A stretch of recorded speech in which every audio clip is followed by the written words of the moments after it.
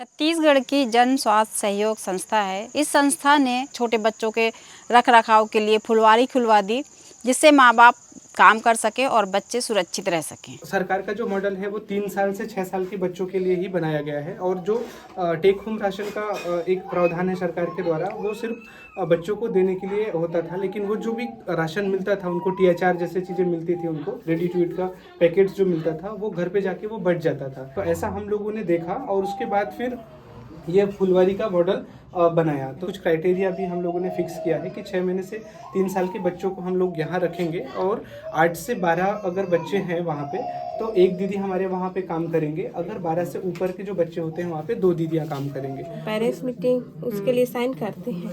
आते हैं parents meeting? हाँ, हर महीने आते हैं। उस दिन उनका काम नहीं रहता मजदूरी वाला? रहते हैं, फिर 4 बजे या दोपहर में कर लेते हैं उनके टाइम के हिसाब से। हाँ, शुरू चर्चा करते हैं। शुरू में दिक्कत जात रही थी बहुत, मतलब शुरू में ना बच्चा संभाले बर हम टीचर बर रोटी बनाते रहे हम, खाई पिलाते रहे, पैदा गा तब फिर पैदा गिरे तब फिर परेशानी है लोग नहीं रो। शुरू में रोवा है, कोई बच्चा आ रहा है आंगनबाड़ी, कोई बच्चा नहीं आ रहा है यहाँ। तो 6 महीना से 3 साल तक हर बच्चा आ रहा है, ऐसे नहीं जो बच्चा नहीं भेज रहे हैं। क्या करती हैं आप? मैं गांव केरापारा की हूँ। मैं फुलवारी कार्यकर्ता छोटे बच्चे का 6 महीने से 3 साल तक देखभाल करती हूँ। मैं छत्तीसगढ़ के विशालपुर शहर में हूँ और एक गांव है शिवतराई नाम का, जहाँ पे JSS के द्वारा फुलवारी चलाया जा रहा है इस उद्देश्य के साथ, ताकि बच्चों की पढ़ाई ना रुके और जो बच्चे हैं माँ बाप के ना होने से जो कुपोषण का शिकार होते हैं तो कुपोषण से बचें और उनको अच्छा खाना और अच्छी सुरक्षा और अच्छा स्वास्थ्य मिल सके। कितने बच्चे हैं अभी आपकी फुलवारी में? 9 क्या पद है आपका? दीदी, फुलवारी दीदी।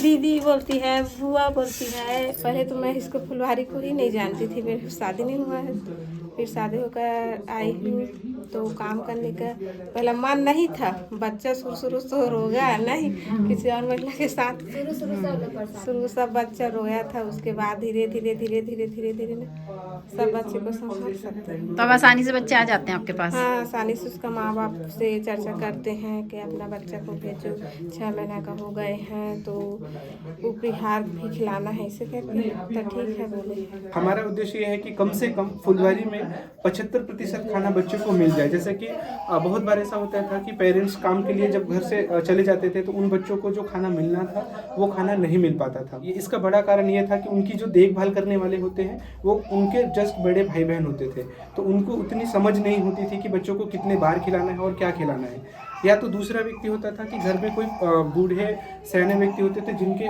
भरोसे वो बच्चे को छोड़ के जाते थे, तो वो सयाने व्यक्ति उनको भी उतना खाना या देखभाल जो उनको मिलनी चाहिए वो चीज़ें नहीं दे पाते थे। कैसा लगता है इन बच्चों के साथ रह करके? अच्छा लगते हैं। कितने बच्चे हैं अभी आपके केंद्र में? मेरे केंद्र में 16 है। तो आप अकेले देखभाल करते हो? 2 जने हैं, उसका डिलीवरी हो गए हैं। कितने साल से कर रही हैं? मुझे 6 साल हो गए। सारे जितने भी गांव में बच्चे होते हैं उन बच्चों को यहाँ पे एक दीदी होती है जो देखभाल करती है, जिनको पूरे दिन बच्चे को खाना खिलाना, आराम कराना, सुलाना, ताकि जो माँ बाप होते हैं वो काम पे जा सकते हैं और अपना जो बच्चे हैं उनकी जो चिंता होती है वो चिंता नहीं होती है उनको। जो हमारी जन स्वास्थ्य सहयोग संस्था के टीम मेंबर थे उन्होंने सोचा कि इन बच्चों की देखभाल के लिए ऐसा कोई व्यवस्था बनाया जाए गाँव पे, जिससे फिर वो बच्चे एक जगह रहे और माँ बाप काम पे जा सके। तो इस तरह से हम लोगों बच्चों के बेस पे एक क्राइटेरिया बनाए।